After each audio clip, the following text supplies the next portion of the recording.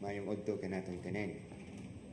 My dear friends, there is this parallelism or the resemblance from yesterday's gospel according to John on the story of the adulterous woman to this day's first reading from the book of prophet Daniel, who tells us the story of Susanna, who've been falsely accused by the elders or the two judges in Israel.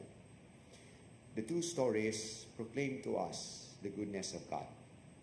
In the first story in the gospel yesterday, tells us about, against the contrast of a condemning world, comes the heart of God that does not condemn. Although God condemns sin, and yet did not condemn a sinner. From the story of the woman caught in the very act of adultery, where the scribes and the Pharisees presented him to be judged accordingly, because the mandate of the law of Moses is that this kind of sin is punishable by death, to be condemned by stoning to death. Nga ang babay sa una nga masakpan nga nanapaw, batuon hangtod mamatay. Pero karon batuon lang gihapon, batuon og libak hangtod mamatay sa kauwaw. No?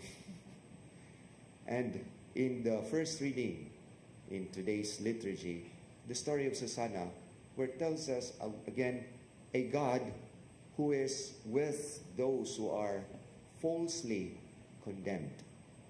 Where we have a God who does not condemn in the gospel yesterday, today's reading is also a God who is at the side of those who are falsely condemned. Kanindot kayo ang sugilano ni Susanna karon sa first reading, especially if we follow the long version of the reading. No? Adunay duha ka mga elders, adunay duha ka mga judges nga naibog yugayo sila, no, ni Susanna, that they did not pay attention to their consciences, and yet they let their concupiscence to take a toll over the rationality, that they were able to be consumed by the sinful tendencies. But God saved Susanna from condemnation. And here, this could also be our way of deepening our understanding and our knowing of who God is. Nang Ginoo, dili gayud siya Ginoo nga istrikto, kundi Ginoo nga dali maluoy. Ug ang Ginoo sa hustisya nga mangitag pamaagi nga maluwas ta sa mga kadaot nga gilabay kanato sa kalibutan o sa ubang mga tao. Then therefore God is always at the side of the sinners. God would always be at the side of those who've been falsely accused, persecuted, those people who for the sake of truth are with God, and yet they were falsely accused by the world.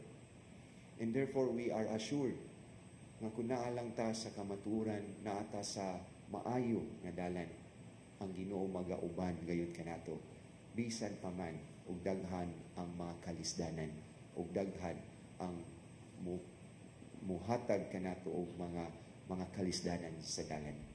And therefore we are assured of this, that God is a God who is rich in mercy, a God who will never condemn a sinner and yet condemning a sin, and also a God who will always be at our side if we are following His will, if we are doing what the ways of the Lord, and God would always defend us from all false accusations and from all harms and evil.